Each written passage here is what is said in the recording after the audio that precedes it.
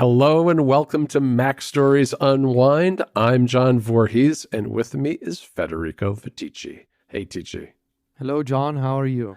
I'm doing really well. It's funny. I look at our show notes for this episode, and I see that Federico has a vacuum dilemma. But I think this is from last week. We've already solved all your vacuuming dilemmas, haven't we? This is from last week. There's no solution to the vacuum dilemma, unfortunately. Oh, that's a shame. I've had a bit of a vacuum dilemma. I've been messing around with my Roomba, which needed some new parts, and I ordered a new battery. So I'm trying to get my Roomba up to snuff so that it can continue to live and suck up dust around my house for another couple of years before I move on to something different. But this is not the vacuuming corner of the show. We are here to talk about the iPad mini because you reviewed the iPad mini this week, and I really enjoyed your story, Federico. I really like you're welcome. I really like this idea of the third place because I think it captures something that a lot of people intuitively understand, but don't always have a good way to explain, which is, this notion of a device that's not something you work on, not something that's notifying you or communicating with you with your friends and family. It's just something that you use for other things, for your downtime, whatever it is, movies, video games, reading, that kind of stuff. And you explained how the iPad mini fits into that role quite well in your life. And I know that there are other devices that fill that role for you too. But today for Unwind, I thought we would maybe compare notes a little bit about what we've got on our iPad minis right now. I've still got the previous generation iPad mini, I guess it's the 6th generation model. Okay. You're using the A17 Pro version that Apple sent you. But there's not a lot of difference between our two iPads, so I thought it'd be a good time just to kind of talk about what we're using them for. Yeah, mostly using it for reading and watching YouTube. That's what I'm doing at the moment. So what I have, I've really gone all in on Play by Marcos Tanaka as my sort of like alternative YouTube client, in the sense that I'm using Play and its new YouTube channels integration to quickly save new videos from my favorite channels.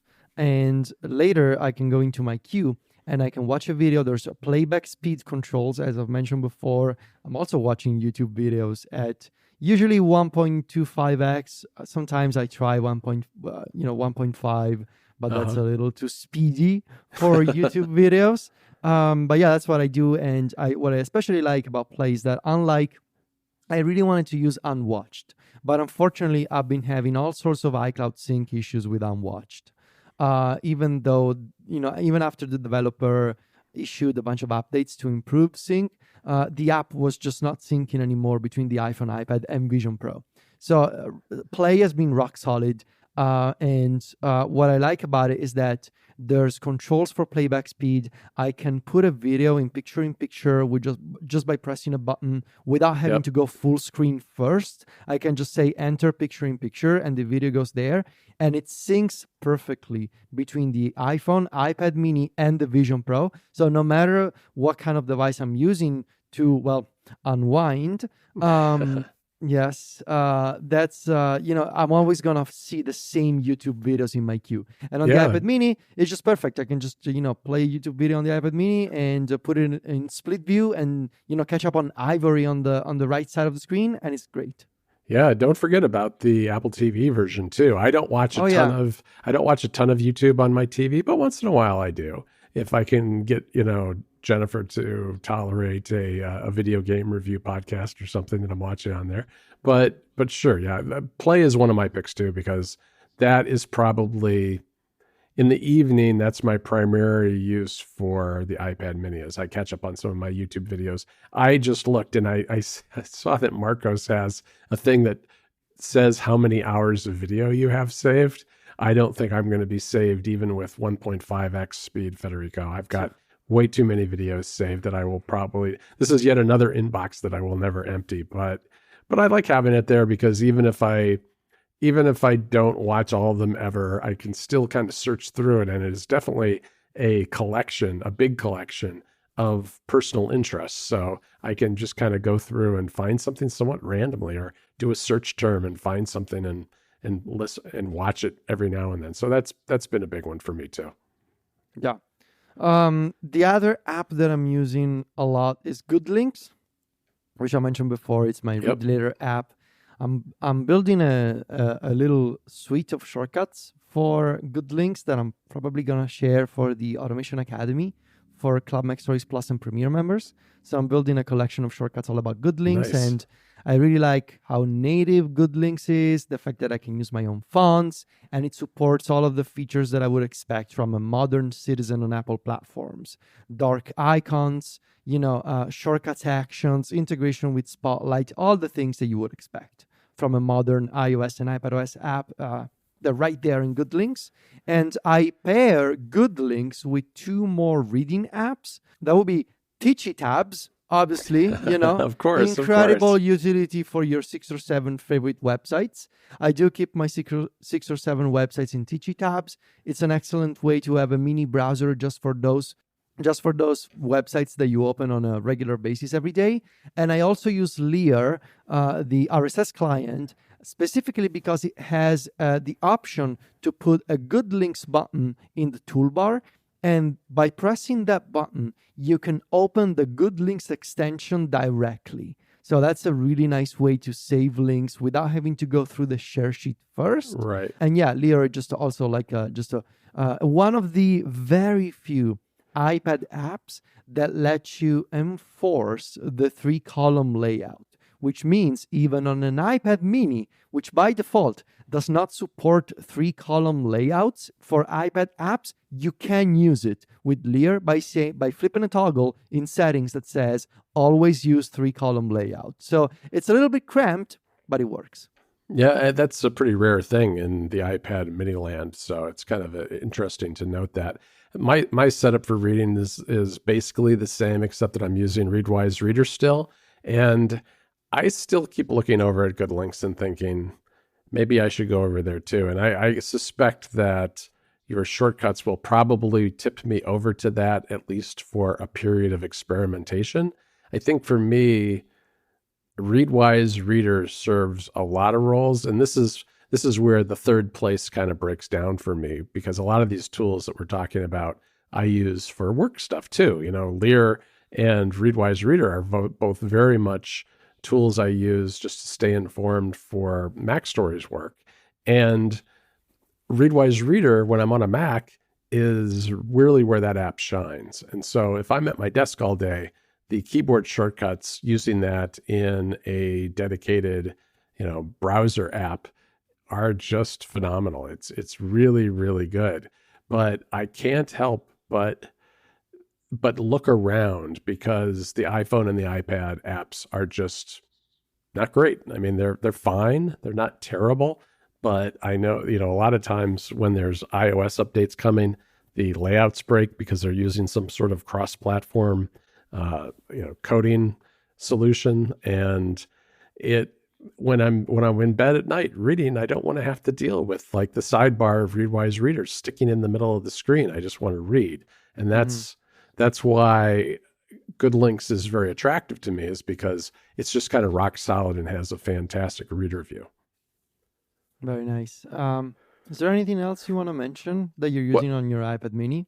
Yeah, I want to talk big picture with you about it before we go for the day, which is just structurally, how are you organized in your iPad mini? Because what I've started to do, and I don't know what happened to my iPad mini, Federico. I think what happened to my iPad mini was the 11-inch iPad Pro, where I just kind of let the mini sit by the sidelines and get messed up with a bunch of apps and things. I had a whole bunch of betas on here for some reason that I'm not sure. Maybe it was because I was leaving this on an older version of iPadOS and needed to have the betas for that reason. I had a bunch of extraneous widgets on it from testing widgets. There was just a bunch of things on here that I deleted recently.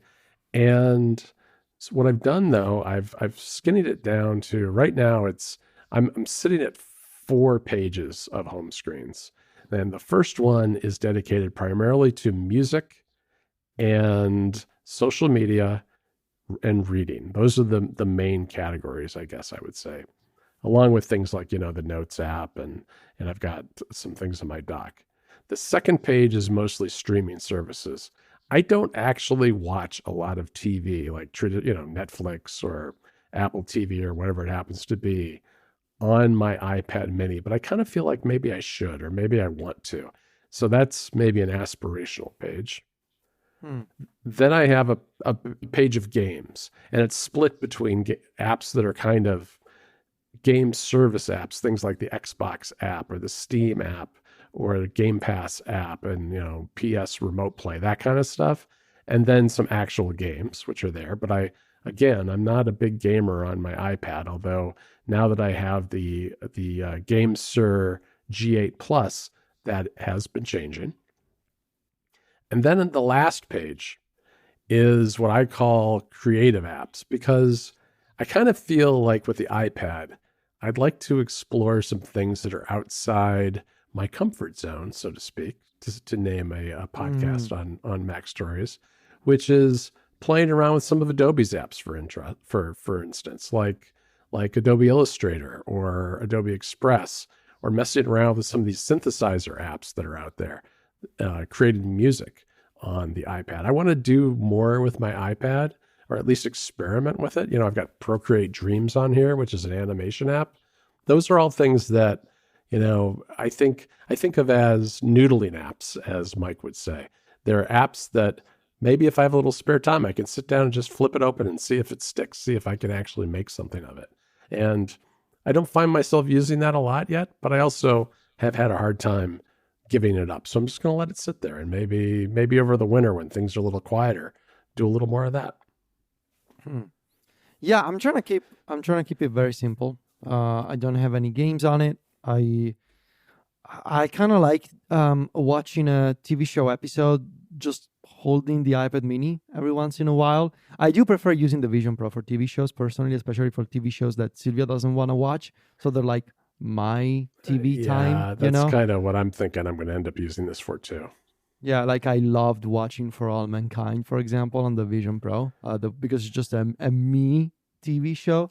But I do like holding the mini, just like to just watch an episode without having to put on the Vision Pro and everything. It also makes it easier to fall asleep to a TV show, because when I'm feeling that I'm falling asleep, instead of having to remove my Vision Pro, I can just lock the iPad mini, place it on the nightstand, and go to sleep. So it's very conducive to that sort of I just want to watch something light and funny before I go to bed, because you can just lock it, put it in your nightstand, and then I go to sleep. Right. And then I'm trying to keep it just one page, just a handful of icons, no games, mostly reading, watching, or I also like listening to music before I go to sleep. So I also have Spotify on it, and that's what I do. Yeah, I don't know. It's entirely possible that at some point, in a few months, maybe I'll realize, I actually just prefer using my iPad Pro, and maybe I'll go back to the iPad Pro.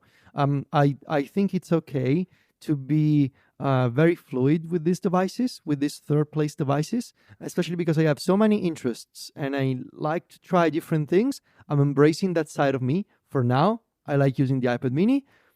About the future, we'll see. Very nice. Very nice. Yeah. Well, I have a show for you to watch on Netflix that I want to mention. Okay. That I actually haven't even watched myself, but I find it very intriguing. It's called Dan to Dan. Have you heard of this? No, never. All right. Here is the blurb from Netflix. In a bet to prove whether ghosts or aliens exist, two high schoolers face terrifying paranormal threats, gain superpowers, and maybe even fall in love. This is an animated manga series on Netflix. And it's gotten some very good reviews on Polygon and a couple of other places that I've seen. It's been on my list to watch. It's been on my list of things to watch without Jennifer, because I know she will not like it. But it looks intriguing to me. Something I read compared it to like an animated X-Files meets anime. And that kind of resonated with me because I was an X-Files fan back in the day in the 90s. So, okay, interesting. I'll check it out. I thought I'd leave listeners with that because, it is Unwind. We have to have some picks. I just wanted to mention that we finally watched and finished Hijack, which you previously recommended on did Apple you like TV it? Plus. We loved it. We Very finished it good. in 2 days. We got I'm glad you liked obsessed. it.